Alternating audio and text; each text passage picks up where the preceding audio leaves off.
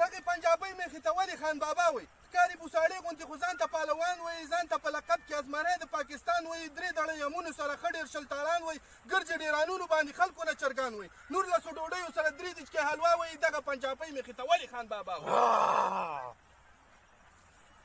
سمه یې د ځانه جوړه کړې المارۍ ده موږ پورې د خېټه د سمه بخارۍ ده خدای ورکړې خر په شان د ښه پیړه مرۍ ده غټ غټ ایزلپاند یا وړی ککرۍ ده د ده په شان د شي ته زموږ کلي کې بلا وایي